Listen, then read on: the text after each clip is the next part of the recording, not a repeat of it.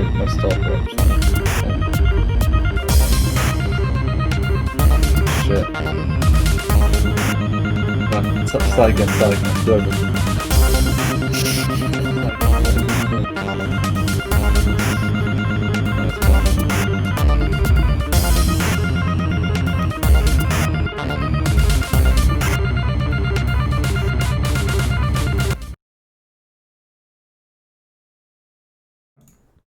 Hello and welcome to the Inbetween podcast. I'm your host, Joe Score, and I'm joined here by Tony Tones at RT. And let's get right to the news. Yeah, I'm not sure how's that intro gonna work. I don't know. I don't know. As I thought, but it's like like how line like okay. I've only recently watched like this year's like the first year like I've actually watched some one show stuff online. Okay. Yeah. I don't understand the whole talking over the intro thing. Like what's up with that? They do that every week. Yeah, is that a thing? Like where's that coming from? Oh, hey Andy. Do they still have the thing where it's like, have you got swamp butt? And they have like the 2D animation. pixel art animation. Yeah, I feel like they have that every week. Anyway. I don't understand. They have like music and like an intro, but they talk over and like I can't hear any of the music. Like you're so loud compared to the music. So it is August 16th, and there is so much news this week that I feel like we can't actually stall. Like some weeks it's like there's no news and I'm just scraping the bottom of the barrel for shit. And this week I've had to cut off so much good news because there's so much news to talk about. So let's just go straight. Next week. Yeah, let's go straight into trailers. So yeah, Pikmin 3 Deluxe is coming to the Switch. I thought this was particularly interesting because this is one of the few last Wii U games which hasn't been ported to the Switch. So this is I think the only interesting one left is Super Mario 3D World is like one of the last Wii U titles they haven't ported over. Right, okay. And as well, they deleted Pikmin 3 from the Wii U eShop. Oh yeah. So you can't like buy the original Pikmin 3 on the Wii U eShop anymore. You have to buy the physical disc. Copy strike actually, Nintendo's pretty good with copy strikes now, Andy. You can actually watch their stuff on videos and stuff. They're quite good with DMCA's now. Yeah, I think they've learned the lesson, but I'm still a bit wary personally. But like, we haven't had an issue for a while. I used to get DMCA strike every time I showed a Nintendo trailer, and ever since they changed the rules, I haven't been hit once. So yeah, what's the other company we now get hit with all the time instead? Like, who was that? I don't know, CBS. Apple. Oh yeah, CBS does it. There's like Apple always copy strikes. God. I don't know. If I show a game trailer and it has like real life music, that's like a big DMCA thing. Anyway, this isn't the first time they've done this either. When they ported over Tropical Freeze, they released it. They removed it from the Wii U eStore as well. So this isn't a new thing. And basically, I think the only difference for the deluxe edition is it's pretty much just the Switch port version. There's not like that much difference. Apparently it features multiple difficulty modes, a new side story mission, and the DLC. So it's basically just like a Game of the Year edition almost. It's not like a improved visual version or anything. It's basically just they're porting it from the Wii U to the Switch. If you don't know, so here it is, just to show you, no longer available in the Wii U eStore. If you remember, they did the same thing with Tropical Freeze as soon as that was ported over. They removed that from the Wii U eShop, and if you remember, there was a lot of memes around that because it had the new funky mode, which was the easy mode basically for accessibility sort of thing. Oh right, okay. Yeah. Right, yeah. We'll move on. We got 2 brand new Cyberpunk trailers, and we actually got to see weapons overview trailer. The melee combat was heavily criticized from what they showed off, and CD Projekt Red said they weren't really happy with the melee combat, but they showed off tons of weapons in this weapon trailer. There's a quick like 2-minute trailer about all the weapons, and then there's a quick 2-minute trailer about lifelines, about choosing your story sort of thing. So we'll quickly watch. Yeah, I thought Lifelines was super interesting. Like, I assume that actually has an effect, Dude, like on like what you talk about. Well, when you talk to people. Has your YouTube keep like trying to render things in 480p recently, even though I've got it set to not to do it? Mine keeps trying to do that. No. Okay. No. So they're showing off tech weapons. Sorry, what you saying? I pranked myself. Because I got my new monitor, I set it to 2K, and then like I obviously can't use my monitor right now, so I'm just trying to move everything around. So you still haven't set your new monitor up. I can't. It doesn't fit in my old position, and like it's just on my desk where it's going to be. Like I can't use the desk. It's just on the desk. It's so big. Oh, okay. But I pranked myself because then it's like, oh, you want to render everything in 2K, do you? Like, no, actually, I don't. I can't see the 2K-ness, and I've got it like not full screen. So I think it's just mostly like shotguns and stuff. But like the interesting ones are the smart weapons, where you can skill into smart weapons and you just shoot into the sky, and then the bullets like track the target as you look on screen, sort of thing. Cool. Yeah, I'll say the animations are very satisfying. Like, but they look like they have punch. As Cyberpunk is an immersive sim, Tony, they have confirmed that if you want like if you want these weapons themselves, you have to like spec into that specific stuff. They also show off the thermal katana, which they've confirmed is just a katana. It's not like got any special properties, and they show like the augments you can make to your character, kind of Deus Ex style sort of thing. I'm being very with the gorilla arms, or like the mantis arms, where you have like the praying mantis swords come out your arms. The guns look really cool. I was a little bit underwhelmed. I really like the animations of the guns. I was a little bit underwhelmed by the AI in the combat, which I think a lot of times in RPGs the AI is a bit dumb. So we'll have to see how that turns out. It's a bit concerning. Yeah. I would say they look like they're just like NPCs out in the world, though. But I don't know. We'll move on to the life path choice trailer, and this trailer shows off 3 life paths. Yeah. So the first one that we get shown is the street kid.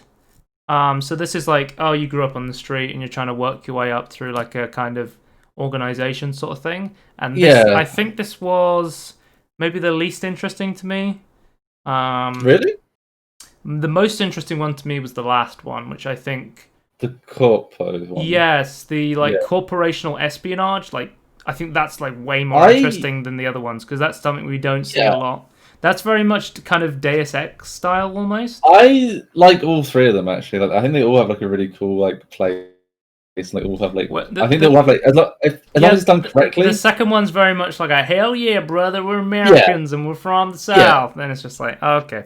I feel like the first 2 we've seen in video games a lot in stories, and then I feel like the third one like seems just like way more interesting to me. But yeah, that's fine. But I honestly think that they're all interesting, like, cause I don't know how they interact with this world and things. So I'm not going to do a mic and go, well, I've never seen this before. It's the best of the worst. Okay. Well, I've never seen. Well, the Nomad's very much like you get to see like what life's like on the outskirts of the city. Yeah, that's pretty cool. You get to see like what life's like for not everybody who has this crazy, they live in a world with crazy technology, but they don't necessarily have like the wealth or whatever that people in the city have. So I feel like you're kind of, I think like the street kid and the Nomad's very much like what life's like outside of all of this technology. But for me, I want to see what life's like with the technology sort of thing. So I want to be inside. I think like the idea of the corporation seems like way more interesting as well, because it seems like when you have the corporation start, from like what I saw from the trailer, it seems like you're not even like an assassin. You're just like a corporate guy, and then you're kind of being coerced into becoming like a guy who's going around killing people just to try and move up the corporate ladder. And that kind of like capitalism, like that really interests me. Like corruption of like like money and power and ambition and stuff like that is way more interesting. The idea of the other one, like you have this. The same thing happens from the outside inwards instead of like from the inwards inside outwards. Like, I think that's like a really cool idea as well, like working your way up from nothing. And that's like a really cool concept. I think the corpo idea is that you're having to do this stuff to work your way up, sort of thing. Like your main character in this seems to be very unprepared for what he's doing, what he has to do. And those Yeah, kind of stories but always interest me more. that's fine, but I really want to know how the other two interact as well. Like I think I could see myself playing this like 3 times at least, like different origins. But yeah, I'm a big fan of like going from nothing to everything though. So also like I feel like what's the it's not no the other one. I don't remember the name of these Street things. Kid. That's it. Like I assume there's going to be like you know like the first well the first recent trailer we had with like Cyberpunk. I assume it's to be like more along that sort of style of like talking to like street gang members and things. Well, our boy Slenderman has said looks like 3 different 200-hour playthroughs in the YouTube comments. So Okay, our boy Slenderman. well, he's literally got a picture of Slenderman and he's named Slenderman. So it's your boy. Right, I didn't realize we knew him. I think everyone knows Slenderman. Oh, okay. One way or another. Our good friend Jim and our good friend Slenderman. So we're getting a new season of Apex Legends, which I'll talk about quickly. It's called Boosted. So this new season features a new character. Why can't I full screen this trailer? There we go. And the new character is going to feature called Rampart. So Rampart has a mountable turret, and she can create shields, and she can like switch to her melee to like repair building. The engineer from TF2 is in Apex Legends. We finally did it, guys. I swear that he's in every game, right? Well, he's in Overwatch for sure. I can tell you that much. Except he's Swedish. It's so funny, like playing like Torbjorn, and then like because he has a bunch of voice lines and they're all Swedish sayings, and they're like they're all like the English sayings, but like really weird examples of them. Like, don't get your beard caught in the letterbox, or don't make a chicken out of a feather. That's like the Swedish version of you're making a mountain out of a molehill sort of thing. But like just to hear it from like a different culture, like the same phrase but in a different context, is kind of interesting to me. Anyway, I'm going off on a tangent. I believe they're like removing the train from the World's Edge map in order to make new areas. They're introducing crafting as well, so you can find these pods and you can like upgrade your weapons in the middle of a match. That's the new gimmick they're starting to put in. I'm still waiting for this to go onto Steam, because I think when this natively launches from Steam, it's going to be like a lot easier to play, and they're going to have a lot bigger player base and stuff. We do have a new weapon, a Volt, which is a energy SMG from the Titanfall series. Anytime a weapon's released, you're like, oh, it's a new gun from Titanfall 2, so people already know a lot about the guns that come to Apex Legends, which is nice. What are you going to say? I was like, are you still playing this game, or are you just waiting to another reason, or waiting for it to go on Steam? I usually just wait for like an update, and like when Loba came out, I played a little bit, but you have to understand I have like 400, 500 hours in this game, so like unless there's a new content, for me it's not really worth playing because I've played it so much, sort of thing. There's like new holo sprays. I don't give a shit. That's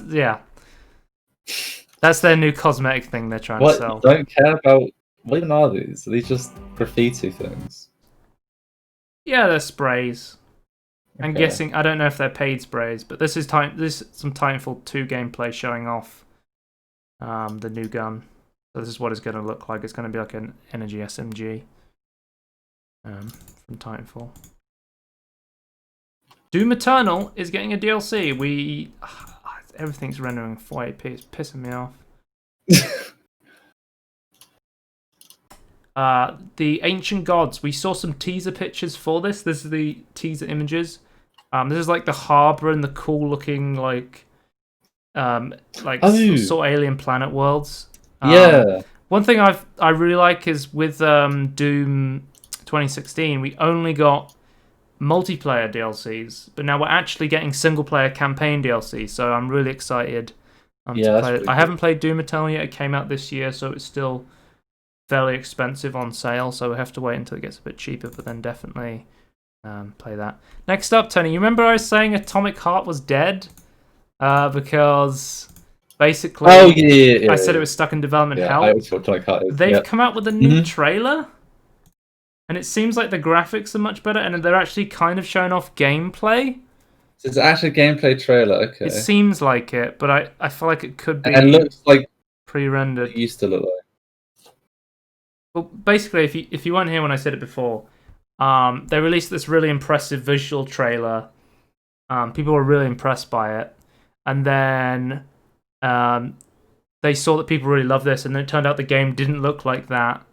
And then they were like, well, we have to change everything to make the game look like this. So they quickly rushed out to make the visual fidelity way better of the game. And then it seemed like, as soon as they released the trailer, it was very like low FPS, very stuttery. People were like, what the hell's going on in performance? And they were like, well, the engine itself isn't actually built to keep up with the visuals. But they wanted to change the visuals to match what people wanted from the trailer. So it seemed like from like inside sources, I believe it's a Russian company. The development of the game was going very bad. I don't know if the trailer we're seeing here is just a small section of the game. Take everything with a grain of salt with this game. I would say still don't pre-order this game. Wait until reviews come out because. Well, you should pre-order anyway. But yeah, but I'm saying like definitely don't with this one. From everything I've seen of this game. You're never sure what's kind of pre-rendered and what's like actual gameplay. I still don't know 100% if this is going to be accurate of actual gameplay or if this is very much a small sandbox slice of the game made to run very well. Or even pretending it's gameplay. Yeah. But yeah, from what they're showing here, it does look interesting. Looks pretty cool. It looks very like Bioshock. As I said, with like Stalker coming out, the Russians will be happy because if you go to the comments, every comment's in Russian. I don't know. There's just certain games that Russian people love, and it's this is one of them. So yeah, I think it's the same. They were like, but it has that very kind of like Bioshocky kind of gameplay sort of thing, where you're in like a really interesting world, and then you have to kind of fight your way through it sort of thing. So yeah, check out the full trailer if you want to see more about Atomic Heart, but like the graphics do look better and stuff, but I'd hold out on this one. I'm not sure about the combat here. Risk of Rain 1.0. Risk of Rain is fully out of early access now. So the trailer's showing off there's a new character, there's new items, there's a new level, and the game actually has an ending now. There is a 10th playable survivor, the captain. So beforehand, some roguelikes choose to have endings, like Spelunky has an ending. Minecraft, the roguelike, has an ending. But forever, I always felt like when I was playing Risk of Rain, even though you can make progress and unlock new items and you can unlock new stuff, I always felt like I wasn't making. It was just like an endless game, and I was like, oh, okay. Yeah. But now, like, finally with an ending, I feel like I'd be more inclined to play it and try and get to the ending sort of thing. I mean, I like doing runs and roguelikes over and over again, but I still do yearn for that progression sort of thing. Even in Slay the Spire, like you have like an end boss, right? You can play again, sort of thing. I think having an ending is a good idea, or at least having like end boss of some kind is a good idea. Like, it doesn't work with all games, obviously. Like Minecraft, I don't think would work if it had just an absolute ending, but it should have like an end boss. Well, you can. What was I going to say? Oh, in Slay the Spire, you can unlock an endless mode, so where you can carry on if you want to, and the game just keeps getting harder and harder until you die. So super hard. So the game now has a proper ending with credits and a cutscene. So that'll be interesting to see that. They also added a server browser. So they said Quick Play was really good at launch, but now the server browser will allow you to like join an optimal game sort of thing, which is pretty. I always prefer server browsers to Quick Play. Same. But there's tons of new content added for the 1.0. It's finally out of early access. That's pretty cool. Then... Hang on, wait. Apparently, I want a quick aside. I don't know if you've read this down, but apparently Factorio is now out. That's on Extra News. Okay, I just want to mention it because I don't think there's anything to really say. Yeah, that's why it's on Extra. So I told you I had to cut some news off. And Factorio is out in 1.0 update, and I don't have anything to say about it because I've never played Factorio. Yeah, okay, well, I just want to quickly say, like, I don't think anyone cares because I think everyone's been playing as if it's been fully released for, like, years now, so... It started out as like a... It wasn't even supposed to be a game. It was supposed to just be like a tech demo sort of thing. Yeah, yeah. And it got to the point where they were like, oh shit, this is really fun. People like playing this game. Not likes it too much, we can make it a real game, yeah. I was watching a video yesterday and somebody compared Factorio to like Cookie Clicker. And I was like... until I watched it, I was like, no, it's much different. But then the more I realized, I was like, actually, all you do in games like Factorio and Satisfactory is you're just trying to build more stuff to make your other stuff more efficient to build more stuff. Yeah. And I was like, actually, that's not a bad way of describing it. Or a bad comparison, necessarily. To be honest, that is how like a good logistics game should be made. Like, that's always fantastic, so... Yeah, I kind of see the comparison, yeah. Yeah. But yeah, Factorio is coming out as well. That's a big release out of early access. We've got a new update for Dead Cells as well. The Barrels of Fun update. Yeah, me and you both own this game. I don't think we've played it really. So not really. I'm really bad at it, so that's my excuse. Yeah, I'm not a great platformer or like a great. I need to play these games and learn. Like, I need to just spend time with it, to be honest. But they've added a new level, the Derelict Distillery, which lets you have another path to get through the game. I'm not 100% on all of how the game works, but it's a roguelite. You run through some levels, you kill some shit, you try to get to the end. I mean, yeah. I've played a little bit of it, but not enough to know everything about it. But that was the trailers. What time are we on? Oh god, 20 minutes. Okay. 20 minutes. Let's move on to quick news. Quick news. Okay. I wanted to talk about quick. I didn't get a chance to talk about like films and stuff or TV on the show because of how much gaming news there is usually. Yeah. But I wanted to just quickly point out how because of the pandemic, with like actually finally getting movies put directly onto digital sort of thing, and not in a bad way. You remember when like straight to DVD and direct to digital used to be like a bad thing, but now it's like becoming more of a common thing, and I hate theaters and I hope they die. So you and Mike are up there with the one to kill theaters. Yeah. I don't mind them, but I'd rather watch it at home. I think it's funny how they're like, oh, COVID's killing theaters, and I was like, theaters were dying before COVID. It's just accelerated the process. But anyway, Disney, I think, is going the exact wrong way about it, because in order to watch the new Mulan reboot on Disney Plus, you have to buy it and have a subscription. So you have to pay $30 to watch the movie on top of a Disney Plus subscription, which I think is insane. It's so dumb. And I feel like the only people who would do this is like diehard Disney fans, which I guess is the core market audience for Disney Plus. I find that diehard Disney fans still like criticize Disney, so I don't know. I don't think they're really going to get away with this. Have to talk about it on the Nerd Crew podcast. Nerd Crew guys. Podcast. Anyway. Oh. What was I going to say? Yeah, I just think it's the wrong way to do it, and I'd like to see. Like, I love what like Netflix released. Like, I watched The Irishman, which is great. I watched Uncut Gems on Netflix. Like, I like watching films on digital release. Why do you like Uncut Gems? It's a legit masterpiece. It's legit a masterpiece. Good film. It's got some memeable moments, but it's actually legit like one of Adam Sandler's best performance on film. I find that the title sounds like the best of the worst title as well. Uncut Gems. Yeah. Okay. Anyway, let's move on. So Diamond in the Rough. You remember we saw like Ghostwire Tokyo at E3, and everyone's like, "Oh, it's this weird like horror game," because it came from. It was being led by Ikumi Nakamura, who was leading the art design.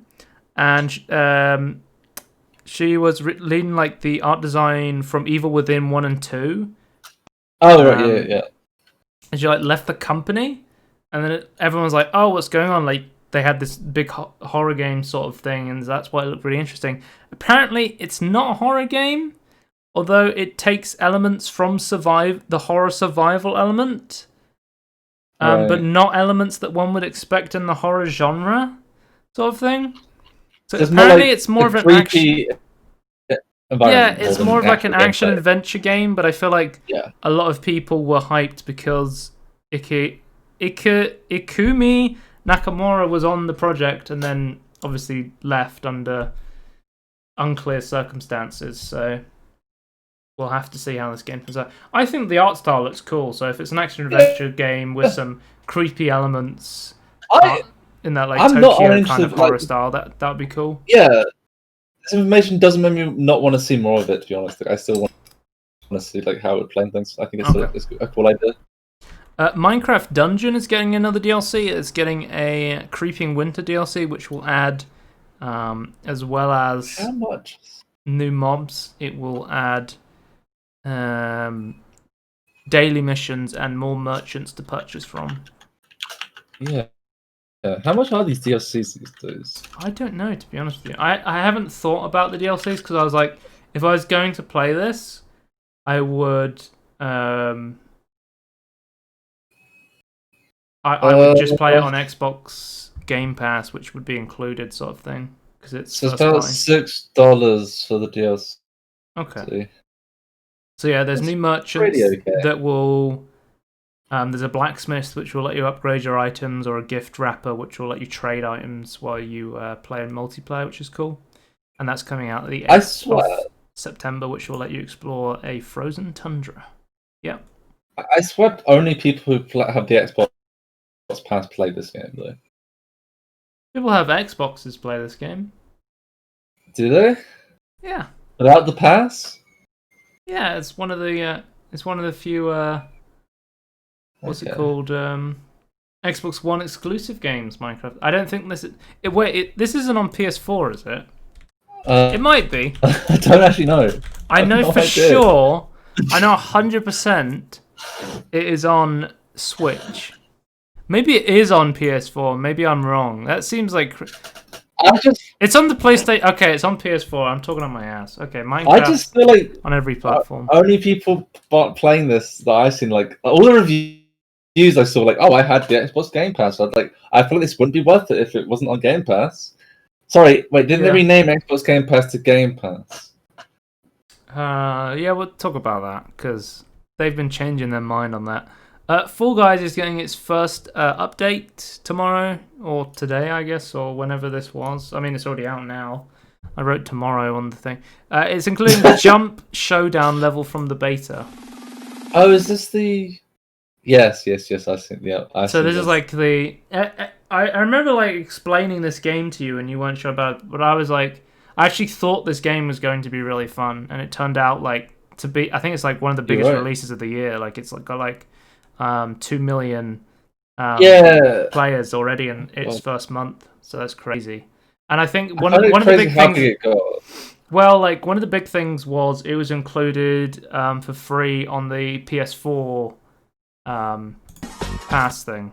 What's it called? Oh, right. PlayStation Plus. PlayStation Plus, I think it's called. No, PS Now is the streaming service. Oh, is it? Okay. PlayStation Plus. PlayStation Plus is like Xbox Live Gold sort of thing. It's what you pay to play online. Yeah. Okay. Yeah. Fair enough. And also, Tony, did you see the pre-order bonus for Fall Guys? You had the Gordon Freeman outfit. Oh my god! No, I did not see they're that. now doing a TF2 crossover. You can now get a Scout outfit as well. Good. That's what we all need. To be fair, like I thought this game is like very like I assume you can customize what you look like, right? Yeah. It's huge customization. Like, I feel like this game is like perfect for like hats and. Yeah, because like the way you unlock cosmetics is when you play games, you get coins which you use to buy.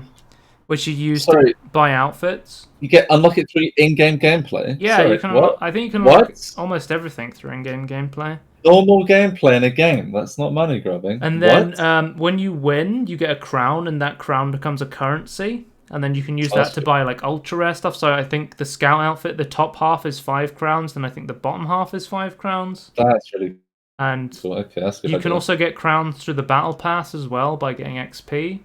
You don't have to win games necessarily.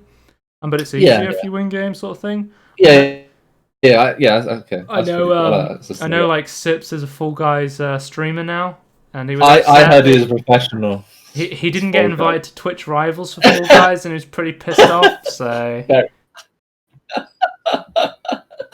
next season, Civ 6 is now on Android, and it's getting a free trial where you can play 60 turns for free, which is like how?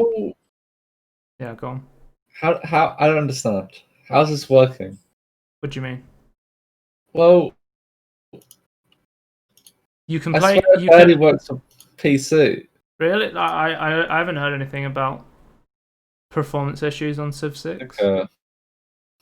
You can play the game for 60 in-game terms, and at which point afterwards you'll have to pay $20 on the Google Play Store, or the individual expansions Rise and Fall $30, Gathering Storm $40, and miscellaneous scenario packs $5 to $9 are also available. So you can give your heart and soul to what is it? Sid. Give it to Sid. Sid, yeah. Sid Meier. TK for Access. So Yeah. Anyway. Dwarf Fortress is getting a new UI art. If you don't know, Dwarf Fortress is one of those games like EVE Online where you hear stories about it and you're like, oh, that's really cool. And then you see gameplay and you're like, why are people filling out spreadsheets? And I feel like Dwarf Fortress is like a lot like that sort of thing. There's an interesting no-clip documentary on it if you're interested. But very much the UI for it was very much kind of like a command prompt sort of thing. But the new new art asset UI looks fucking awesome. Looks really cool. What the hell is this? Giant rats for the ratdom. What? Yeah, there's tons of really interesting stuff that happens in Dwarf Fortress that I feel like I'm always like, oh, that's really interesting, and then you're like, but I would never play this sort of game, sort of thing. But yeah. I think one of the big things is clickable buttons. Like you don't have to go through. You can the new UI is more mouse driven, so you don't have to go down individual menus console with commands. Yeah. So it seems like that's huge, sort of thing. So make it a lot more accessible for people who are interested in playing this game. Yeah, in the year 1995, this is a huge update, actually. 2020, though? Adding a menu. When I was thinking about the time I had to install DOSBox to play the original Rogue on DOSBox, and I was like, that took me fucking 3 hours to set up for a 30-second joke in one of my videos, and I was like, that was terrible. And I was like, people legit had to be have basic programming knowledge to launch a fucking game. But now we have menus and we take everything for granted. It's crazy. Honestly, I think installers are the biggest jump. I think menus and mouse driven stuff are great as well, but I think installers themselves, you have to install it yourself. That's crazy. Yep. Anyway, I'll move on to quick news. So the EA Access page on Steam is up with an overview of available games. But from what I can see, based on the EA Access page, is that you can only play you can only play EA games through this service, whereas the Origin Access service on Origin was giving you access to all of EA's games and then also other third-party games. Right, so the only difference would be this would be on Steam. But then I think you'd also have to download these games through the Origin launcher, the same way it works as if you have to purchase them, sort of thing.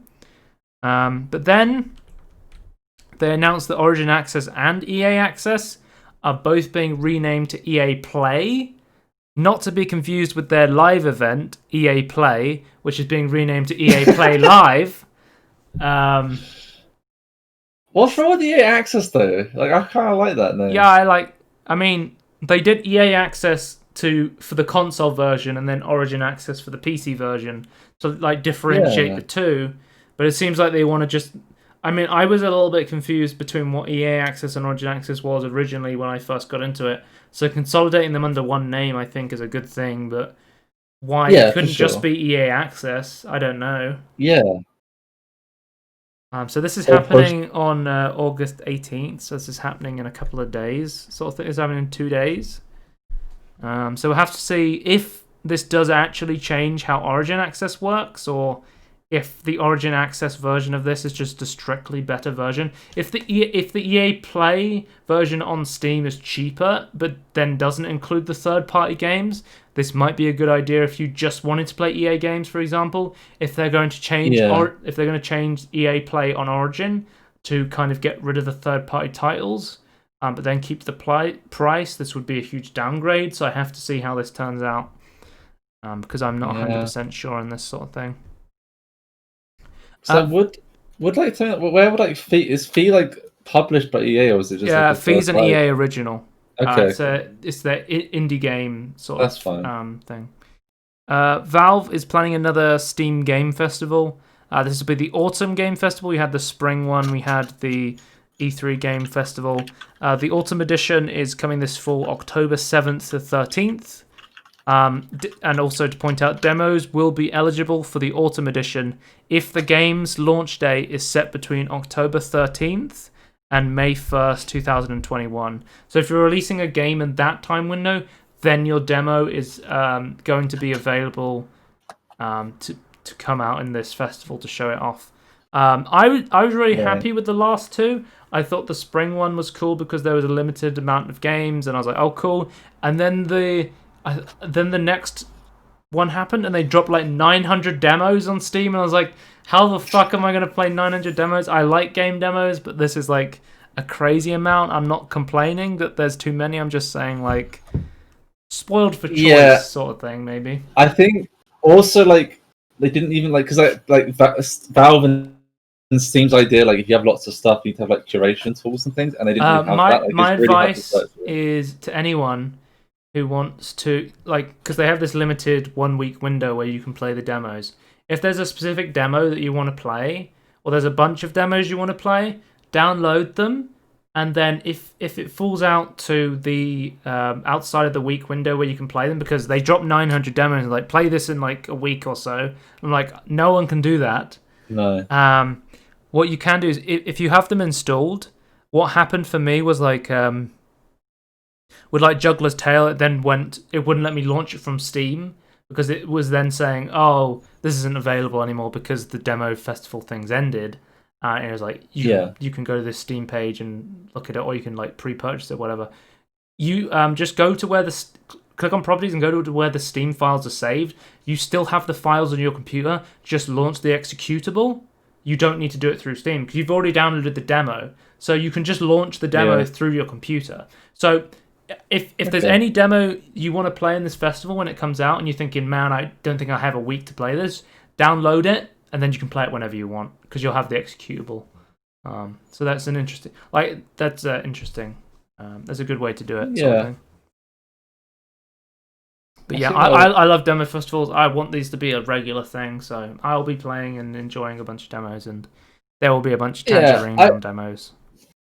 I know Valve have had like this existential crisis, like they don't know how to create a store page, but I do kind of wish they created like what demos came out or what they put on there. Well, they prefer to use algorithms to try and recommend you demos they think that they will like. But their reasoning is like, oh, we don't want to like block something that someone else would like. And like, yeah, but Valve, it's your storefront. You can kind of do what you think is right. You don't need this existential crisis. Oh, but boy, someone might like the game we didn't allow through. It's like, you don't need to worry about that. Well, I think it's true what they said, where they said some games people really fucking hate. So some games a lot of people dislike, but then there's like a lot of people who do actually genuinely like bad games in the same way they don't want to not recommend. It's like think of like Red Letter Media, like Best of the Worst. There's people who genuinely enjoy watching bad films. Right, but these people are willing to go and search for the worst. Like they don't need to get like push like the Steam page. Why should they have to if they're giving Valve money? I guess.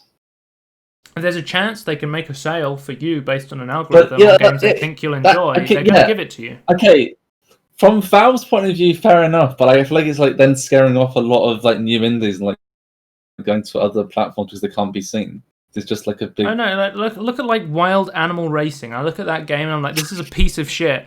But there's so many people who like play that game because it's a meme. Like you can look at the meme tag on Steam and be like, most of these games are pieces of shit, but there's someone I'm out just there saying- who okay. enjoys playing this game.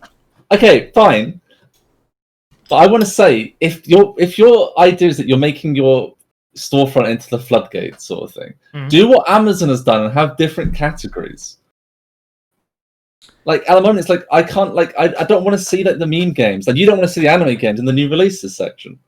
And I was like, why don't we just have these different sections? I think like new releases is massively dominated by visual novels that are like and a lot of them are breaking Steam's rules on like sexual content and stuff, which I'm like kind of like iffy. Well, they let it through though. Grey area sort of thing. Where I'm like, they let it. But even if I don't enjoy those games, I'm okay with them being on there because I understand lots of other people enjoy those games. But I'd rather. I actually wish like we copied Amazon in the sense that you could like, oh no, I don't want to collect everything. I only want to like select like this particular subsection of the store and only see that. Okay. Like I don't understand why we just have like this all or nothing sort of thing. So you might have talking about Dead by Daylight was getting like not really crossplay. It's now getting actual crossplay, so I feel like they should have waited with this sort of thing. Because I feel like it would have been better if they just bundled them together and be like, it's not got real crossplay, but it actually has crossplay now. So, so this update is hitting Xbox One, PS4, Switch, and PC. You will be able to play between all of those. The Dead by Daylight mobile game's not included in crossplay yet, but the Stadia is turning Stadia. Crossplay is available. Oh, I actually thought Stadia existed, I'll be honest with you. I think everyone did. To Google's dismay. I think Google forgot, yeah. So I'll just read out some of the FAQs. Since crossplay is happening, people were asking on console, will mouse and keyboard support be added? There is no current plans to add mouse and keyboard support. So there's cross friends as well. You can have a friend. You can add a friend on your Dead by Daylight friends list who is on like a PS4 or an Xbox or whatever, and then you can all join a party together and play cross-platform. There's chat on PC, so you can talk to people in like the lobby, but it's not available on console. But they decided to keep it that way, so I don't really understand how that works. So you'll be able to. So if you're on a PC, you'll be able to type in a lobby. But the person on console won't, and I don't know why they made it that way. I'm not really sure. I just think it's kind of interesting. Yeah, I guess it's probably like there's probably like an Xbox or Sony sort of rule where if you have like text chat, you have to moderate it, and they're like, well, fuck that, we can't be bothered. Let's just remove it, like the text chat. But surely, but surely they're already technically getting around that. Like, surely, like. I don't understand, because surely the people on the console can still see the messages, right? Or can they not see it at all? Well, they said... But another thing they've said, you can't communicate with your friends inside the game. So if you're on a PC and your friend's on a console, you can't type to them in the game. The only way you can do this is that they literally said, join our community Discord and use that. So they're basically saying just use Discord, which I'm like... Okay, most people will use Discord, but not having a native way in the game to talk to someone on a entirely different platform to you, that's kind of Discord not great. Well, you'd be on Discord. I mean, I'm assuming they'd have a phone or like a PC or something that they could be on Discord while playing on their console. No, but I find it confusing they sent Discord to their community Discord. Like, how's that going to help? Because it's a public Discord, so anyone can join it. I mean, if you have Discord, you can do private calls. How are you then only joining the channel with only the people you're playing with? Well, they have voice channels on most public Discord servers. Right. Yeah. But how is it moderated? They have moderators on Discord. Okay, but how? I mean, okay, how is it? How is someone from someone that's not in the game joining the chat? The channel? So there's on Discord has a feature where you can limit the amount of people who can join. So I haven't been on the Dead by Daylight Discord community server, but I'm assuming there will be specific Discord voice channels where you can just have 2 people, 4 people, 3 people. That being said, I do think unless you're looking for new players to play Dead by Daylight with on different platforms, you might as well just directly call someone or join your own server. Yeah. Okay. I don't know, weird. So they've also talked about updates. So if an update comes out on PC but not on console, you won't be able to cross-play with someone until that you're on the same update of the game, which is another interesting thing. Oh, okay, interesting. They've also made it. I think it's on by default, but you can deactivate cross-play in your options menu, so that's pretty interesting. Okay.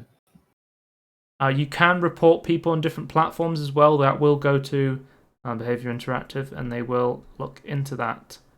The only other thing to point out about this is there is kind of different metas on console compared to PC because there's no mouse and keyboard support. So there's killers on console that are way stronger because it's really hard. So one thing on DVD to like get around killers is very easy on mouse and keyboard because you can just turn in circles very easily, but it's very hard to do that on an analog stick sort of thing. It's much slower on console, so Right. I'm going to be really interested to see how console meta and PC meta collide with each other. So that'll be really interesting to see. The last piece of quick news before we go into our main news. The THQ Nordic parent company has acquired the Metro and Insurgency studios, and they're both working on something new. THQ Nordic coming in again, buying another game studio and making something else. So Yeah, interesting. we'll have to see I how this kind of glad turns they're out. profitable, but Yeah. not have another Darksiders 3, please. Well, that was like their first bad step, right? I think they're doing pretty well otherwise.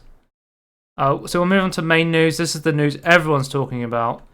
Epic, Fortnite's creator, they added a cheaper mobile payment to Fortnite on the mobile. So what they did was they made it so to buy V-Bucks, it was 20% cheaper to buy V-Bucks if you sent a direct payment to Epic. And they did this because they wanted to circumvent Apple and Google being able to forcing you to take 30% of all mobile payment fees from inside the game. And very quickly, Apple removed Fortnite from the App Store. And, it's almost like this is planned or something. I think what they also did was, well, they made V-Bucks 20% cheaper on all platforms by default as well. So on console and PC, they made the 20% cut for everybody. But then to get the 20% cut on mobile, you had to opt in to this direct payment, which is, I think, to make Apple look bad.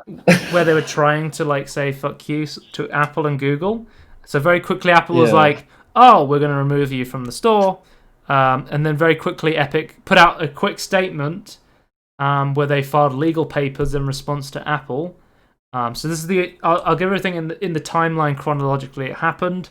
They put out. It seemed very telegraphed because they had this statement ready. Mm-hmm. They had two of the biggest law firms ready to hand out these lawsuits.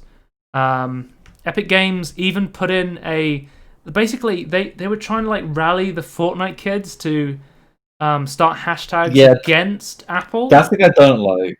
That's the bit I don't They like. literally put in a cutscene in the game. This is a parody of the original Macintosh advertisement where they were, which is a parody, where they were saying like, "Oh, get the Macintosh, fight against the regime," sort of thing. And now they're saying like, they're parodying Fortnite. That's also a parody 1985 thing, right? Yeah, and now they're like, they're trying to say like, the Apple App Store 30% cut is like 1984. Like they're trying to start a revolution or something. And I'm like, yeah, I don't like that. They're trying to start like I feel like it's like 3 billionaire companies, right, are penny pinching and trying to act like they're like a small little business under the thumb of like a massive corporation. I'm like, you both make it's like a bunch of billionaires having a pissing contest. That's fine. The one thing I will say though is that again, I don't actually know what the hell's going on or what the legal action is actually for. But my interpretation of why they're doing that is they're actually trying to like change they're trying to change Google and Apple like across their entire store, not just for Epic. Yeah, so I'll just go through the chronological and then we'll talk about all this. Okay. So Google Play quickly removed Fortnite from the App Store as well. You could still directly install it from Epic if that's how it worked on Android before. You can sideload it, yeah. Yeah, you could get the APK because Android's more of an open platform than Apple, but not as much as still have, if you want to be on the Google Play Store, you still have to have that 30%. And then Epic very quickly sued Google as well, immediately after being kicked off of the store, so very pre-panned. So from what I it seems like they're trying to... They're coming out as if they're trying to fight the closed market, right? They're trying to fight the closed mobile market where to be on the Google Play Store, you have to pay 30%. You have to go through Google. Apple, I think it's worse because you have to go through that. You can't sideload it. You have to be on the App Store.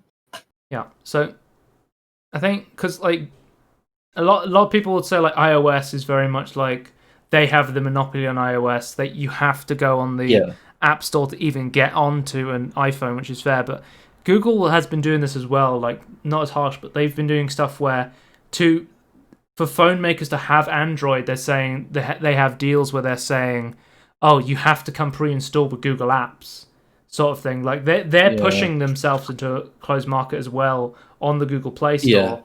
And Fortnite, I believe, they tried to make a deal with OnePlus where all OnePlus phones would come pre-installed with Fortnite because the OnePlus had the 90 hertz refresh rate, and they were trying to push like Fortnite and 90 hertz refresh mobile gaming sort of thing.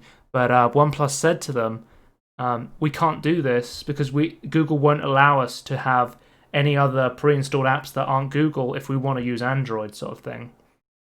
Yeah, that's definitely like being a monopoly. So why I do like Epic coming out and fighting against the monopoly that Apple and Google have on the phone market, it seems pretty... It's the pretense I don't like. It seems like pretty...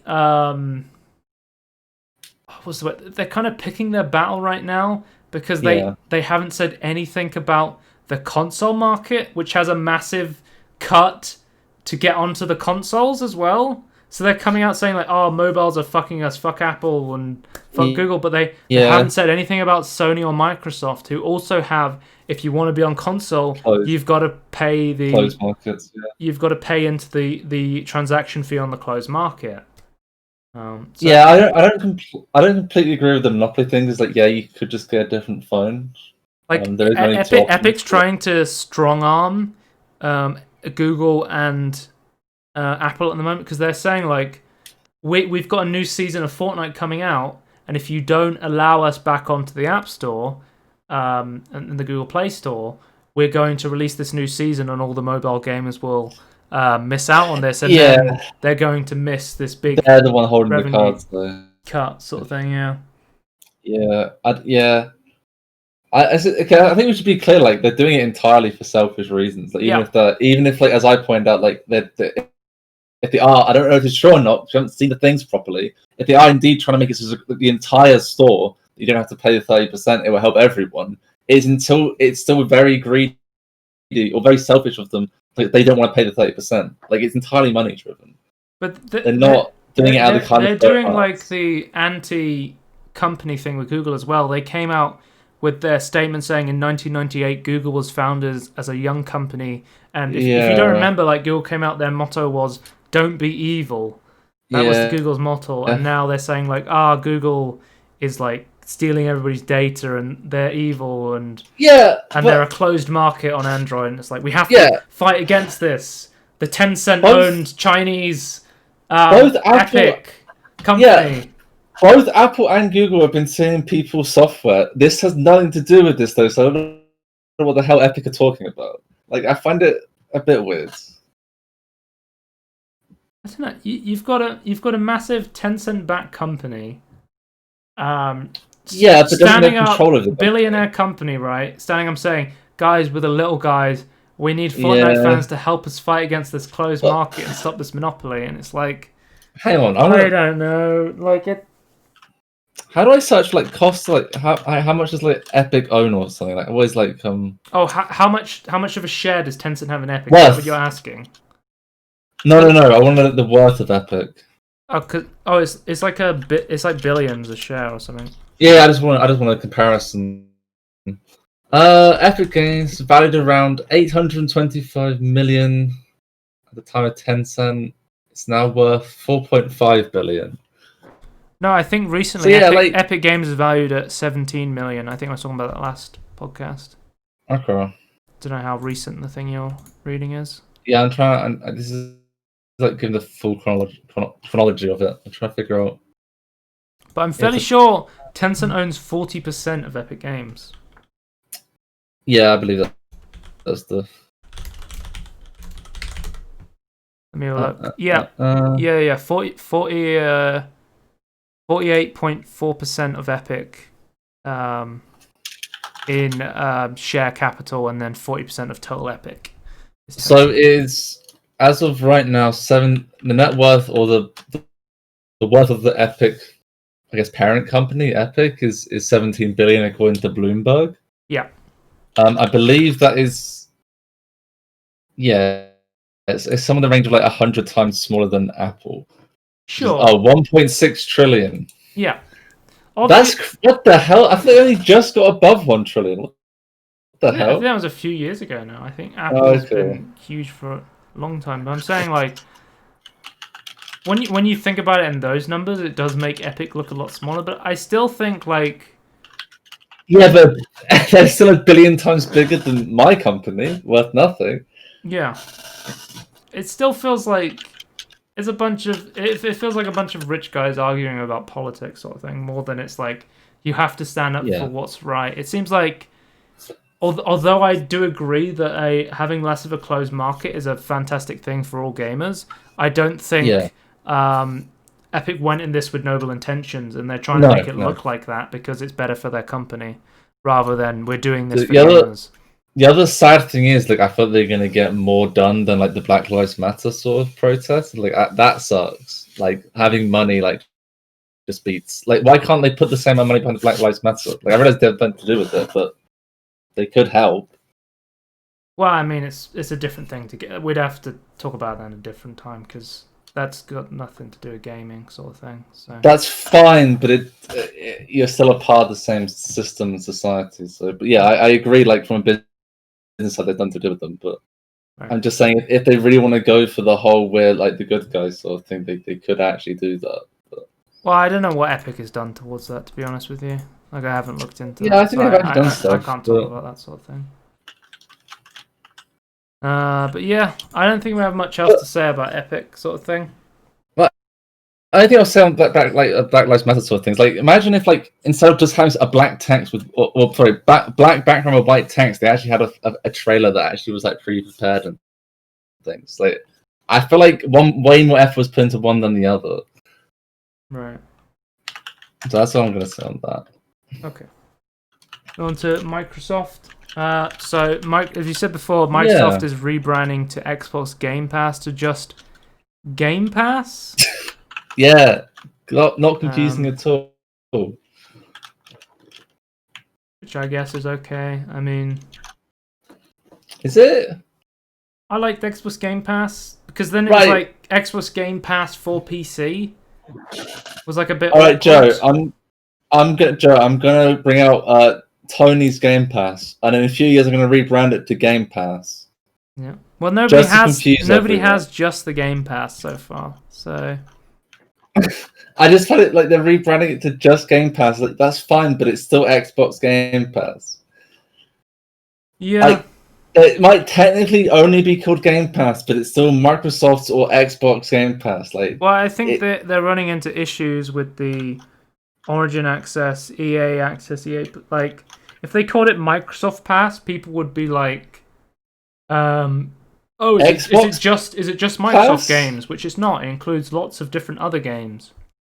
I guess, but you just need to market it like it's not just our games. But I think surely the marketing explains that.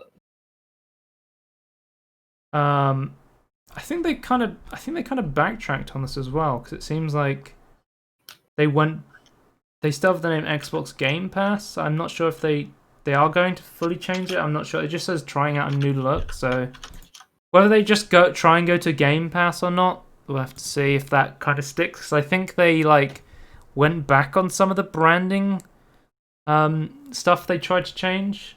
Right. They kind of backtracked on it, so we'll have to see if they like stick with this.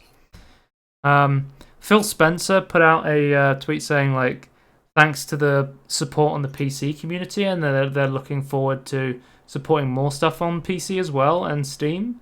That was cool to see. Interesting. Wait, so they've got a lot of. Oh, okay, I see. So That's cool.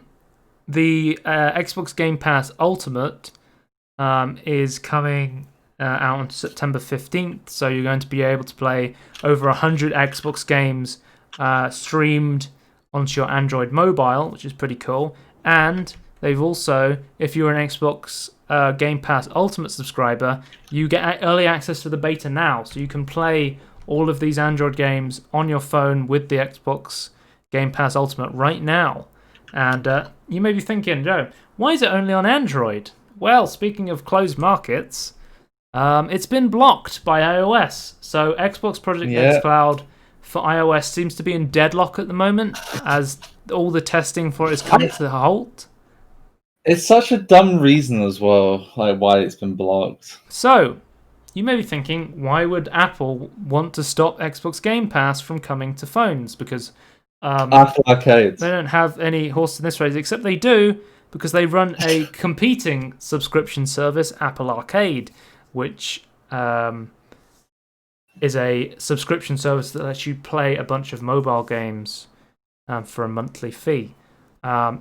Also wanted to point out, it took forever for Steam Link to get onto iOS as well. The Android version of Steam Link, where you could stream your Steam games from Steam onto your phone, was available on Android for a long time, and then it took years, I'd say at least a year or something, before it came onto iOS, where I was able to test it and play Slay the Spire on my phone before it existed as an app. Now, so speaking of Apple's monopoly, the EU is aware of Xbox Project X Cloud iOS block as antitrust case looms. So it seems like the European Commission is once again looking into. I am once again looking into Apple and Google being a closed market and being a monopoly and blocking apps that directly compete with them, sort of thing. It's like the reason that Apple. We'd have to moderate every single game on it. It's like, why would you have to do that? Just give a warning saying it's not moderated by Apple. Surely that's the answer. I don't understand.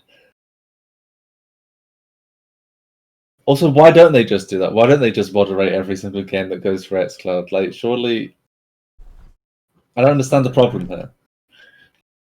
Apple. I want to play Halo on my tablet. Yeah. God damn it, Apple. So, what's going on here?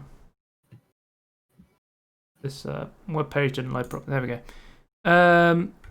So Xbox Live Gold is not being changed, says Microsoft. So there was references to Xbox Live Gold being changed to Xbox Online Service. So it suggested it was going to be discounted in favor of a free online service. But Microsoft seems to have refuted that categorically. This is what I was talking about earlier, they're changing the branding on a lot of their stuff and then kind of going back on it, sort of thing. It's not 100% clear what the rebrand is and what's not going to get rebranded. So Microsoft said the name change for Xbox Live Gold to Xbox Online Services wasn't to make the multiplayer feature free. It was actually for features like cross saves and friend requests. One change could be that they would be able to exclude free multiplayer titles from requiring Xbox Live Gold to play, because they announced Halo Infinite is going to have free to play multiplayer, the free 120 hertz multiplayer sort of thing. Because I think I believe Fortnite is one of the apps that's free from this restriction sort of thing, where you don't have to have Xbox Live Gold to play Fortnite. It's one of the few games that can get through to play this would allow them to have more free-to-play games, be able to play without the Xbox Live subscription. But another thing they did was they quietly removed the 12-month Xbox Live Gold subscription that you could buy. So it seems like they just made the price worse. Because you can't buy it annually now, which would give you the big discounts. People are like, oh, they're removing the annual option because they're going to make the service better by making it so you don't have to pay to play online games. And then it was just people who wanted to pay to have access to like the Game Pass and stuff. But that's not true. They've like completely gone out and said that's not happening, and then just quietly like made the deal worse, sort of thing. So yeah, that sucks. Yeah, I still think like I don't even understand what you're paying for. Like a lot of the time, the servers are like through the companies that make the games. Like, why are you paying Microsoft? because consoles are a closed system, Tony. Yeah, I think some sort of investigation needs to be made of this. Epic doesn't want to fight this battle right now, which is very interesting. But Joe, they've bypassed the system already on consoles, so why do they care? So yeah, Epic, not the good guys, but like, so I don't know. It seems so. Nothing simple. It seems like Microsoft is they were very much we're going to make 4K high refresh ray tracing, and as everything we've seen from Sony, they're going, that's not possible because you're trying to double the frame rate at 4K and then put ray tracing on top of that, which is like at least like 30 FPS, like at least. Like from my testing alone, like ray tracing on Battlefield 5, it's like a 30 FPS difference, like sort of thing. So and that's now about optimized ray tracing games. Yeah. So that would leave them with very, very little performance overhead. I don't think that would be possible because Sony's going for the 4K 30 FPS ray trace clank. Yeah, so, I assume this would all be mitigated if you could just change the options, though. Like you could, I don't want it like this stupid resolution or this stupid FPS. I would like console options for lots of games. One of the few devs that's doing this is Insomniac. They're giving you a 4K 60 FPS performance mode and a 4K 30 FPS motion blur ray tracing, I think. I'm actually not sure if Miles Morales' Spider-Man game is going to have ray tracing. I think it might.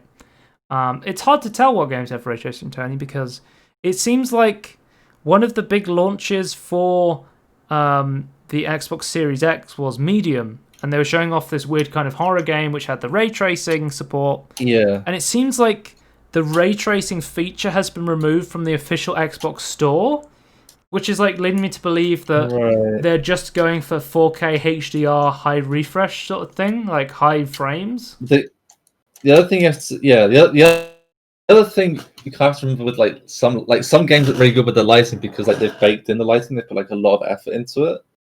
I feel like we're not quite ready, other than Battlefield 5, I guess, like ready for ray tracing.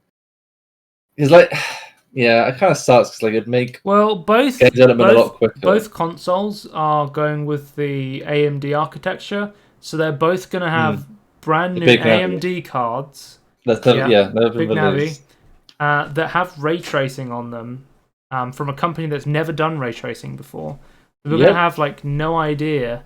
Like it could be terrible performance on the ray tracing. I have this funny feeling that the new RTX 30 series, the new Nvidia stuff, is going to blow it out of the water. Well, we've heard like tons of rumors about like the 3080, the 3070. There's even like a 3090 as well. Yeah, I saw that in a TechLink video where we're thinking that could be the new top end GPU that's coming out. Whether that be consumer grade or be like Titan grade, we don't know yet. Yeah, because I don't want another RTX Titan because that's just going to confuse the fuck out of me if there's an RTX Titan 2 or something. So a 3090 I think is probably a better naming if that's what that is. I prefer the 90 series because you then know what generation it's attached to. So I'm going, it's the 20 series Titan or the 30 series Titan. One of the big games coming out was Medium, and it seems like they've removed the ray tracing support because as well, Halo Infinite's been delayed. It was supposed to come out with the launch of the Xbox Series X, but it's been delayed to 2021.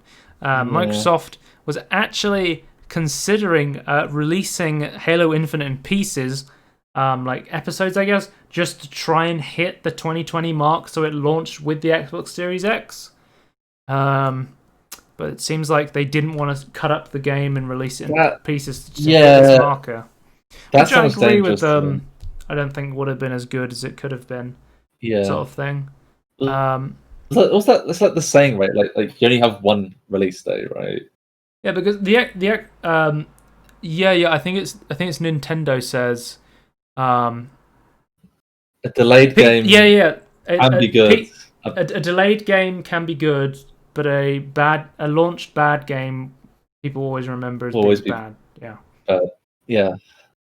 If you delay it and put more time, I mean, there's obvious caveats. Like No Man's Sky came out terrible, is now years later much better state. Like you can save it, but the negative press and the brain association with the bad game coming out is so strong that people usually aren't going to give these games second chances. I swear there's still like a huge backlash. Like, so there's a load of people that still don't like Halo games or No Man's Sky because of the initial launch. There's definitely people who really like Halo games though, because somebody purchased a billboard outside of Sean Murray's office and they put like a little message just like, "We love Halo games." Oh, that was pretty fun. Yeah, that's kind of cool. So it seems like Xbox Series X is going. They're pushing massively backwards compatibility, because the Xbox Series X is coming out in November, meaning Halo Infinite would miss the launch of the Xbox Series X. So the big titles now are the Medium, which has its ray tracing removed. Potentially, we don't know. This isn't confirmed, but it seems like they've tried to quietly do this. Scorn, which I don't know much about, and then the other big title, Tetris Effect. Cool. Tetris is the big launch title for the Xbox Series X. This seems pretty doomed. I mean, because they're putting like massive emphasis on how all of these games will be newly optimized to take advantage of the Xbox Series X that are already out. But if you remember the Xbox One's launch, it had terrible game availability launch. They didn't have any exclusives. There were no big games coming out on the Xbox. And now they're saying all these great games that came out on the Xbox One will be coming to the Xbox Series X. The Xbox One didn't have any games either. Like, this is terrible news for Microsoft. It still doesn't.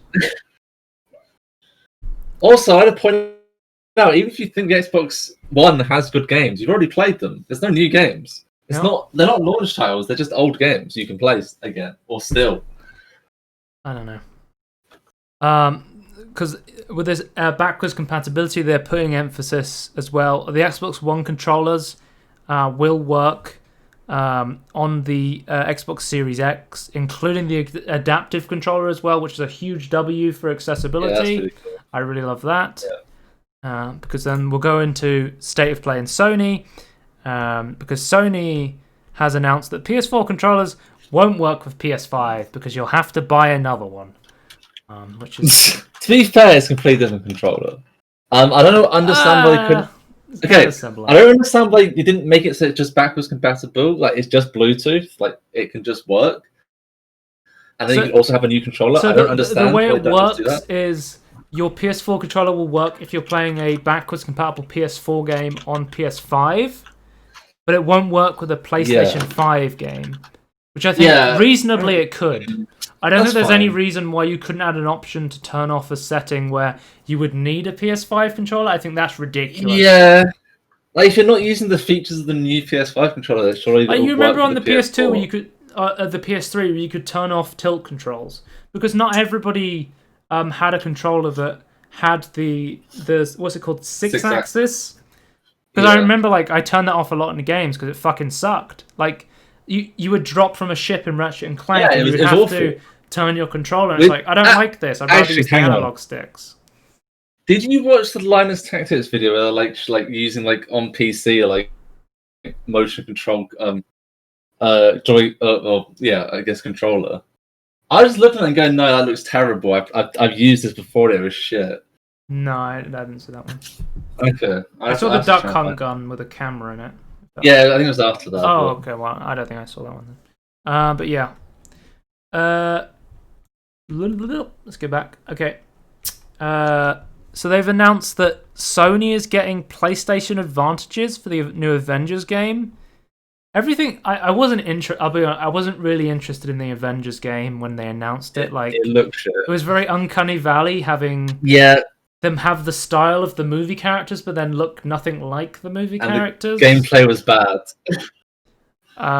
So it seems like Sony will have a 30-day exclusive period for a set of legendary tier cosmetics and free bundles of rare tier cosmetics for each hero for PS Plus subscribers.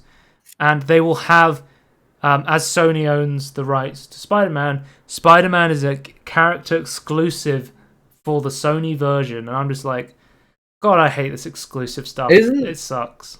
Well, it's okay. It's exclusive for a shit game that has like you have like a Viacom Captain America. Like, I can't wait. I mean, I love these exclusive skins. Whereas me and you are not interested in this, we talked about how there's big Disney fans, and big Disney fans are usually big Marvel fans. So I think lots of Marvel fans will want to play this kind of game, and if they don't have a PS4, they might be forced to not play one of the most probably I would say one of the most iconic Marvel characters of all time.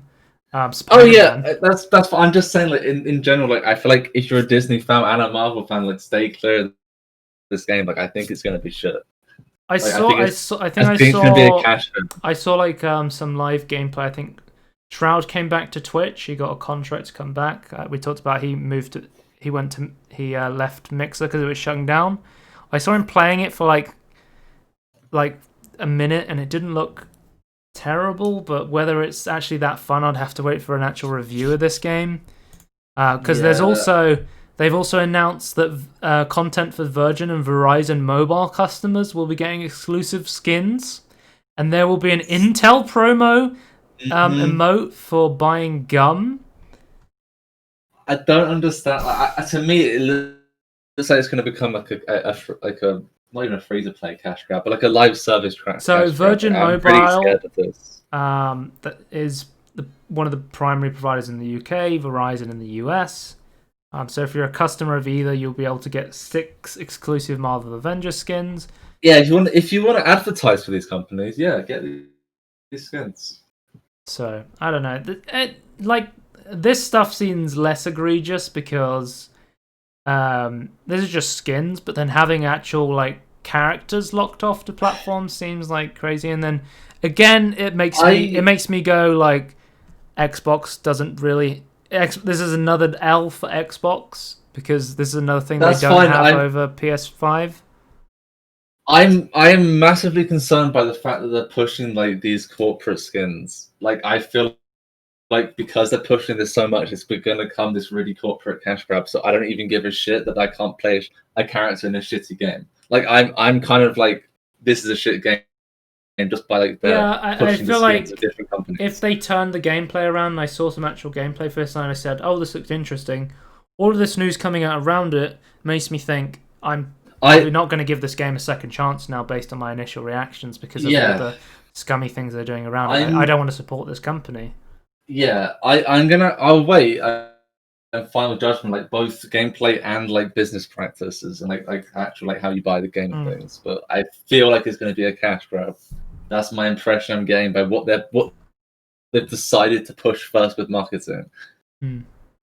Like that, I think what you decide to like show your game as first impression like makes a big difference. Like or is telling to like what the company's like trying to do with the game. Yeah. So we'll move on. We got a Hitman 3 VR announcement. So the new Hitman 3 game will be fully playable in first-person VR, as well as the entire trilogy will be playable in VR. This was announced at Sony, so I believe it's confirmed for PSVR. I'm not sure if this is going to be... I assume this is going to be on PC as well. Let me just double-check. I hope so. But it does look really cool being able to play Hitman in first person for a start. That's actually really crazy. I didn't even think about that really. Yeah, that'd be very unique look. Like that's never really. So it's going to be what they're dubbing the Assassination Trilogy. So this is Hitman 2016, Hitman 2 2018, I think, and then Hitman 3 2021. I guess Hitman 2 is called Blood Money, I guess, right? Was 2016? No, Hitman. The original Hitman 2 is called Blood Money. Is it? I thought it was 3. Ah, well, that's where the fucking confusion comes in. Yeah, hang on. I think then goes Hitman 2, then Hitman Blood. Oh my god. Hitman 2 is Silent Assassin. That's Hitman it. 3 is Blood Money, I believe. Yeah. Which is why naming your game the same thing again. To be fair, by the time confusing. Blood Money, they completely gave up on the numbering scheme. Yeah, okay. But yeah, it makes no sense. Like, if you're gonna start again, do something like New Hitman 1 or New Hitman 2 or something. Like, make it a different name. Like, it's really confusing. Yes, Hitman 2 was. So from what I'm reading yeah. here, Hitman VR is gamepad only, so you won't be able to use the Move controllers on the PSVR, and it's PSVR exclusive at launch. So it seems like they might add it later on. So people are asking about a possible PC VR version, but based on the response from IO Communications Manager, it looks like it's only coming to PSVR for now. So whether it will eventually come to PC, we have no idea. So that's interesting. I wonder if they'll benefit if it's like super successful or something, or if they have an exclusivity deal with Sony, maybe. Yeah, that's always a possibility. So. We got an actual like Spelunky 2 trailer. As you know, I love Spelunky despite it being the hardest fucking unfair game in the world. Unfair? Wow. It's a very okay. Well, the thing with Spelunky. Harsh. The thing with Spelunky is there's a lot of mechanics in the game where you take damage and your life's really important, but there's also a lot of stuff in Spelunky that will just one-shot you no matter what. And it's not like, there's just like, avoid spikes because they'll one-shot you. There's like, lava will one-shot you. This will, like, there's something, having a boulder land you will one-shot you. It's like, there's so much stuff that will just, I don't know. So, someone explained it very well in a video I was watching yesterday about the Longing, I think it was called, which is a game where you have to wait like 400 days to complete the game. Where they were saying, like, they're talking about how when you first play Spelunky, it's very unfair and you die a lot. And then as you learn to play the game, because if you don't know, in Spelunky, there's a 2-minute timer on every single level, to which point a ghost comes. So to new players, you avoid the ghost at all costs, and you die to it a lot. And then, like, as you play more, you start to learn to get through the level as quickly as possible without dying and saving your health. And then eventually, good players actually use the ghost, because anytime the ghost goes over a gem, they turn it into diamonds, which are very valuable gems. So great players will actually spend the 2 minutes going through the level, setting up all the gems to be used in order to be turned into diamonds. So that's a great example of how, like, a game like Spelunky, there's some very unfair mechanics when you first start playing, but if you play more, you can actually reward you through those mechanics through, like, great skill. I feel like a lot of the game feels unfair at first, and then that's why I say as you get better, it like you do actually get rewarded. I think the clone gun's really cool as well, where this person's using, because apparently you can clone anything in the game from what I've read. So this person was cloning the dog in order to get extra lives and extra sacrifices. That's cool. Some things we know.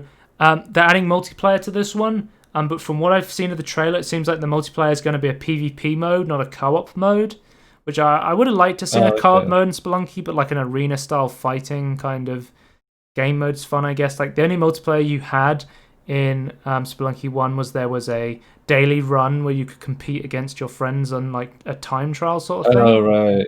Yeah.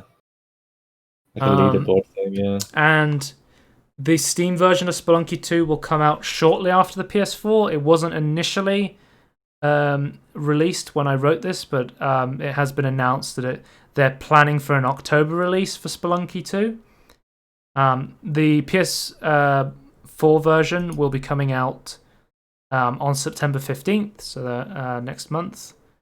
So check that out. I'll be excited for the PC release, so that'll be great to see. But yeah, so some really cool stuff that we see in this trailer. I'll just go over some of it. Yeah, it I was like really the cool. clone gun. They said that they wanted more of a sense of community, so there's going to be a returning mechanic of finding new survivors. It seems like you have much more interaction with the world with like the levers and stuff. And they said there will be multiple routes you can go through, which is interesting. So in Spelunky 1 or Spelunky, because there's an original Spelunky as well. It's like it's very like a retro version. There's branching paths in Spelunky 2. So in Spelunky 1, there's only one exit. But in Spelunky 2, there'll be multiple paths. It seems like more Metroidvania. It seems like they've added a lot more like improved stuff. So I'll be very interested in playing Spelunky 2.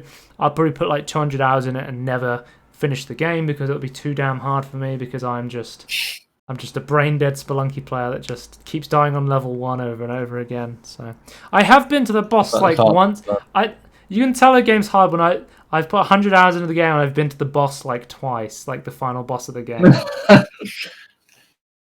Yeah, from what I understand, you feel like 1,000 hours into get good at the game, so... Yeah, just get good. Ninja Guide to Gaming, get good. Basically. Anyway, so that's Spelunky 2. Another announcement is we are getting a Braid HD. We're getting a HD version of Braid. Have you ever played Braid? No. I've played it. Big... It's like one of the big indie games that are good, right? Yeah. But yeah, I have actually played it, and I remember the idea of the game is like a puzzle platformer, but you can control time, so you have to manipulate time to get through the puzzles. I remember I played like quite a lot of it, and then I got stuck in a puzzle and kind of gave up on the game, sort of thing. Whereas it kind of lost me. So it's a Jonathan Blow game. Who's quite well known for... He also did The Witness as well in 2016. That was his next big kind of indie hit. That was like a big puzzle kind of game as well. So he's quite well known in like the indie puzzle kind of development scene. Like Braid was like a big hit sort of thing. So it makes sense that they're trying to remaster this and do it again. Because one of the big things about the original Braid was all of the art was hand-drawn. So they are actually hand painting a lot of the art to add more detail to it, which is really interesting, I find. Yeah. And they show like direct comparisons between the original Braid and Braid HD, or Braid Anniversary Edition as it's called, and it does look a lot better while still keeping the original theme. Like they have painted stuff that wasn't there originally, but it does. I think it adds to the atmosphere rather than take away from it. Like I think, do they show? It's not George Lucas adding new technology over the top of old technology. Oh yeah, here we go. They show it here. So, this is the remastered one. This is 2021. This is 2008. So you can see much more detail and you can see more. So whereas it was very blurry, they've added like additional detail to the buildings and stuff that wasn't there. So I think this is probably a good way to play the game. If you haven't played the original, because it does look a lot crisper. I do like the new hand-drawn painting they've added. It looks a lot, because they're upping it to 4K quality as well. Yeah. So that'd be an interesting way to play. I'd say for me personally, it's still not an art style I'm a massive fan of. Good thing I went out for my bike ride earlier, because it's just started pissing it down outside. Yeah. I always find August such a weird month, because it's like, it's either blazing hot summer weather, because we're still technically in weather, or it's like thunderstorms. And I'm like... Yeah, that is... The thunderstorms is a summer weather, though. I was reading on Reddit the other day that Britain has some of the most unpredictable weather in the world, because we're under like 5 different weather areas. I don't know the technical term, but we're under like 5 different completely different weather pattern sort of things, and we're under 5 different ones all at the same time. Because to the north of us, like the Arctic, I can't remember what these things are called either, but there's like the jet stream. Like there's a jet stream above us that can like move around and make it hot. There's like the Atlantic. I can't remember the oceans. We can get like crazy heat, like some of the hottest heat, but also like rainforest, like rain and humidity at the same time, and it's crazy. because we have like the jet stream, we have the ocean, we have the Arctic. Sometimes like Africa can influence us. Like it's really weird, and I think sometimes Russia can influence us. Yeah. So like I think those are the big five. So we got a gameplay trailer for the new Crash Bandicoot 4. It's about time. This is directly following on from the third game. It's coming out October 22nd. I think I need to close my window because it's actually storming down. Sorry.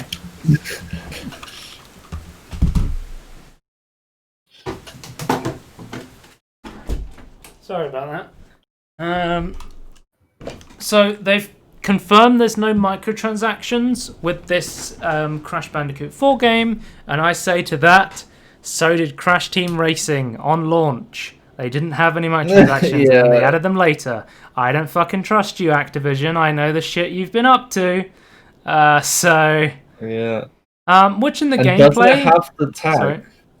Does it have the new tag where like if you ever want to add it, you have to like say that it might have microtransactions. Yeah, I don't think it does. So okay, because they said with the big thing they were showing off in this trailer was they were saying like there's costumes you can wear and you unlock them by playing, and then there's like kind of I think they did this in Rayman where there's like additional art modes, so you can play through the same level but it'll be like a different art style, or it'll be like low gravity sort of thing. Is a way they want to add replayability to all of the levels. It does look a lot more interesting to me than Crash 1 or 2. My opinion on Crash is probably a lot different to a lot of people's because I played it without the nostalgia, and I really hated... What makes you think this is better, though? It like the actual... I like the more rail grinding sort of thing. Reminds me of Ratchet and Clank, I think. Yeah, the actual puzzles you think are better. The actual platforming looks a lot better because with the what's it called? Insane Trilogy. They like changed the model, so when you made it Crash has been about precise jumps, right? But they changed the actual polygon model, so it looked like you should be able to make a jump and then you couldn't. But then some jumps you're like, I can't make that, you could, and it felt really bad because they changed the model but not the hitbox sort of thing. And they were also trying to make it match up to this 2.5D kind of game where I look at this game where it's more seems like it's more designed to be a 3D game sort of thing. I still have a concern with like the way they're rendering the shadows, because I found in like a lot of these older platformer games like the shadows, like the really simple shadow, like made it really easy to know where you were. Like they're not really rendering it properly in this trailer either.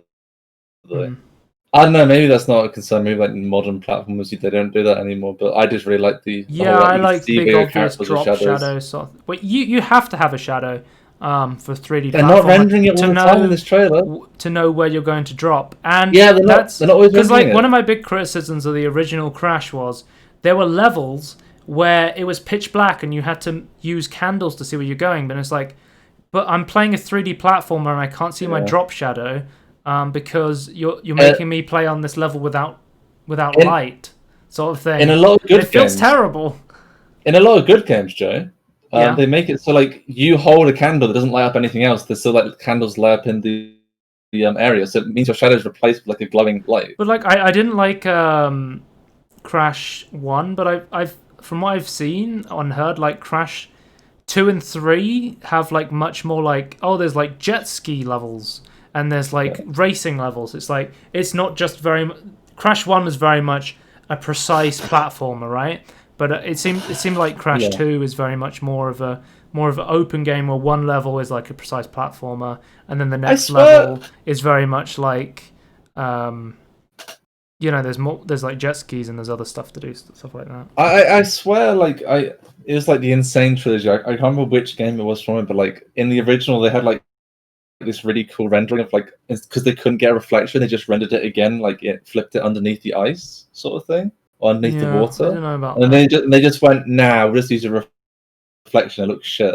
Like I feel like there's lots of that happened in the Insane Trilogy. They didn't really understand why. I do think it's funny when they're doing these other art styles instead of collecting. I think is it mangoes you collect? You collect like blueberries instead.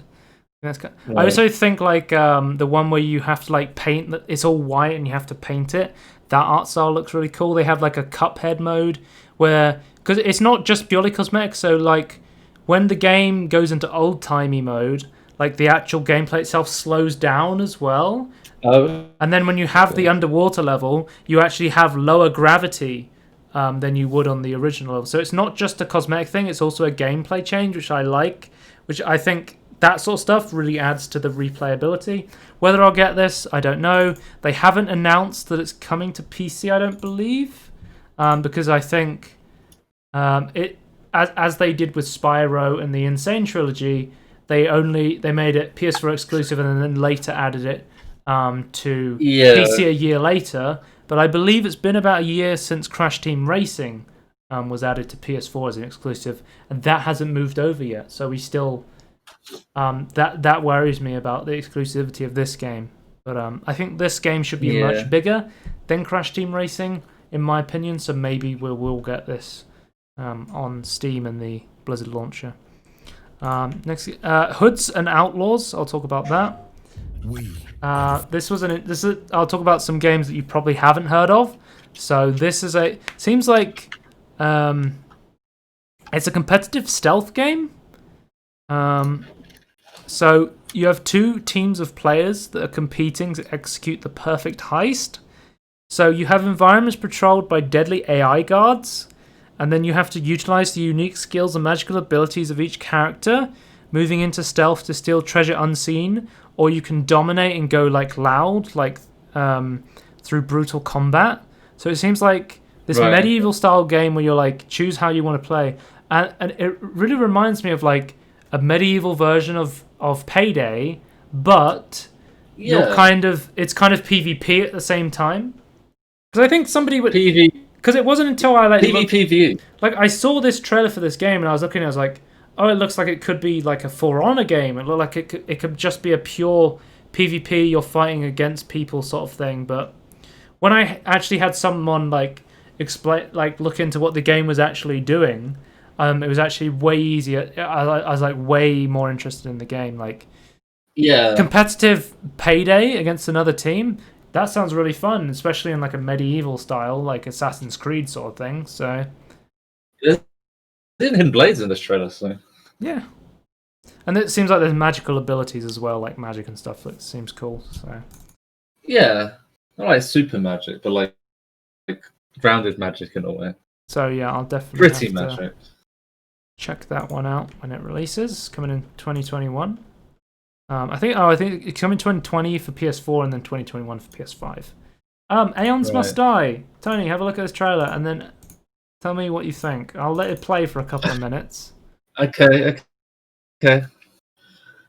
I've not seen this at all, by the way, so I'm not sure why you're asking me what I think of this.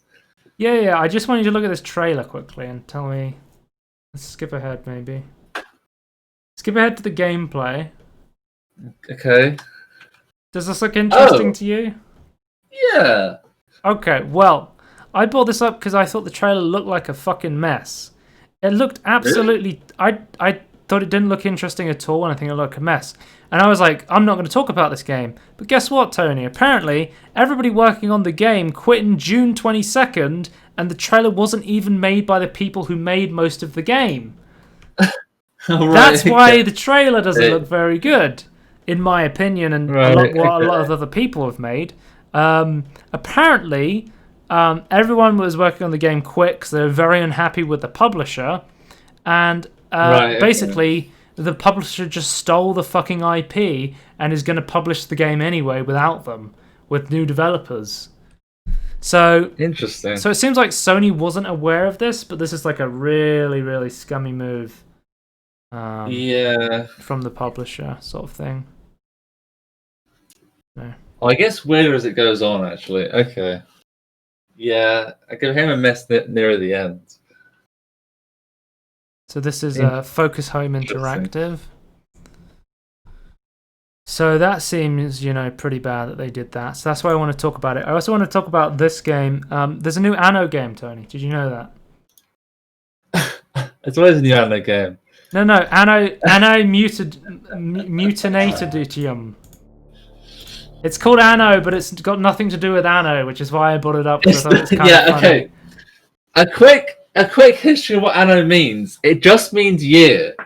Yeah, I know that, but everyone is complaining that this is just going to confuse the fuck out of people because absolutely. The anno name is so ingrained. People they think of the city builder game, and then you're like, no, this is like a weird cyberpunk anime game, and it's like, oh, okay, what the fuck is going on? It does look kind of interesting, which is why I put it on here. Yeah, I like it. Like, I kind of like the gameplay where it's like sword and guns and stuff. I like cyberpunk. This is gonna, as I said before, this is gonna be the year of cyberpunk shit. It kind of reminds me of what's that? Oh game? yeah, What's that game? Is it Icy or something? What was that game? I don't know what you're on about. So Icy was like a 2D side-scrolling anime game that was very popular on Steam. But it was like a meta game in disguise. Like it had a twist to it that was like way more interesting. Like it kind of reminds me of this game, sort of thing, which is why. Control 2 expansion AWE is coming out. The main interesting thing about this thing, as someone who knows nothing about Control, is apparently Alan Wake is going to be in Control or something? Question mark? I don't really understand anything about Alan Wake or Control, but... Have you heard of the free paid update for the Control to the next-gen consoles? Yeah. So it seems like... Yeah, so they're going to release the Ultimate Edition, but if you've already purchased this game, you won't get the Ultimate Edition, and they're going to stop selling the normal edition without the DLC, and only the Ultimate Edition will get the free upgrade to the new PS5 and Xbox Series X software. They're not getting a free upgrade to the Ultimate Edition. They're paying for the Ultimate Edition. There's not a free upgrade, but they're just paying for the version that can be used on the next-gen consoles. There's no free upgrade there. No. What I'm saying is only the Ultimate Edition is getting the free upgrade. Yeah, it's not a free upgrade, though. It's just the Ultimate Edition perk. It's not a free upgrade. It's a free upgrade if you don't already own the game and you buy the Ultimate Edition. Yeah, I'm saying that's what I'm saying. It's not a free upgrade in any sense of the word. It's not a free upgrade for people who already own the game. Fuck them. It's not a free upgrade for future purchases. For the new game. What do you mean? Because you already know what you're getting. You're already paying for that. That's a perk with buying the Ultimate Edition. Is you get the next gen version as well as the current version. It's not a free upgrade. That's just a part of this deal. No, because normally what game companies do they would release an Ultimate Edition and then they would re-release the game again as an Ultimate Edition on the console. So they released the PS5. Okay. So I should be praising them because instead of releasing I'm not praising them, but I'm not seeing the free part of this at all. I'm still saying it's just a part of the inbuilt into what I'm saying is that people who do not own this game, they want to purchase it for PS4, they'll get a copy on PS5 as well. No. That's true. That is 100% true. That's not how I'm looking at this at all. Right, but I'm talking in facts. I didn't say... No, that's fine. I'm talking in facts. Look, I see it as this. You buy the Ultimate Edition, you get 2 copies. The current version and the next-gen version, which is not out yet. Okay. I do not see it as a free upgrade. Yeah, I didn't use when I explained to you that, I didn't use the free word. I'm just laying out for people who are thinking about... I'm not saying I agree with this. I don't say it's a good thing. I'm just trying to lay it out for people. It's really fucking confusing. But the way I see this as like you're paying for 2 copies of the game, the Ultimate Edition. Yeah, I could agree with that. Yeah. I don't see the free part, or I don't even see the upgrade. I'm disputing the upgrade wording, not necessarily even the free part. Okay. Like to me, you're buying 2 copies. I agree. If you buy a new game on PS4 at the end of the cycle, it should be a feature that you get the PS5 version as well, which we're seeing from games like Cyberpunk and stuff. But Tony, we live in a world of capitalism, closed markets, and they can do whatever the fuck they want, sort of thing. Well, you're fine to live in the closed markets, but my other issue is that they're pretending it's a free upgrade. Like that is their marketing spiel. It's like, oh yeah, it's a free upgrade. Yeah, obviously this Ultimate Edition is a fucking scam. That's just a part of the new version. This Ultimate Edition is a scam through and through. Like there is no reason they that people should have to purchase this Ultimate Edition. Okay, when they already own the season pass for the game and the base game. Yeah. They should get a free upgrade to the Ultimate Edition. But okay, this is the way I see it though. If they say they release the game, the Ultimate Edition right now, and then next week they said, right, everyone, not the original people, but the current people who own the Ultimate Edition will get a free upgrade to the next gen consoles. That would be an upgrade. Yep. This, as it stands, they announced the Ultimate Edition with the quote-unquote upgrade. That's just a feature that came out with the Ultimate Edition. There is no upgrade, there is no freeness. This reminds me of when Payday 2 was going to stop development and they made the Ultimate Edition, and then they went into Swedish bankruptcy, because they're like, this is the Ultimate Edition, this will include all DLC for the game that's been out, and this is our final update. And then they're like, shit, we ran out of money. So now, like, the Ultimate Edition just includes all legacy DLC, and then they're releasing DLC to try and get people to buy it, and it's like, it's so fucking messy when you make, like, the Ultimate Edition and then you do stuff on top of it. But then to say to people who'd already purchased the maximum amount of game that they could purchase at the time, the people who purchased the game and the season pass, so they would have access to everything the Ultimate Edition has, but then to say to them, well, by the way, you're not getting an upgrade from your PS4 version to your PS5 version, fuck you. That seems that's even worse. Okay. Yeah. Well, that's the end of the. I feel like we said everything now. Yeah, that's fine. I just say like on top of that, like imagine like multiple season pass as well. Like a lot of games do that now. It's like it's really dreadful. Well, let's read this Pete Molydeux tweet because he's like back. He's like come into what we were talking about earlier. He says, "Do you ever forget about how incredible games are? You press a button and it makes something happen on a screen. It can be easy to forget that." We were talking about Dwarf Fortress, how having a menu and not having to go through things to launch it. Peter knew that we were talking about that, and that's why he made this tweet about how pushing a button in a game is amazing. So yeah, that's the end of the podcast. You can check us out and everything in between podcast on YouTube. Twitch.tv/Scorn if you want to watch live, and at Scorn2000 on Twitter if you want to follow for updates. That's the end of the podcast. Goodbye. Bye.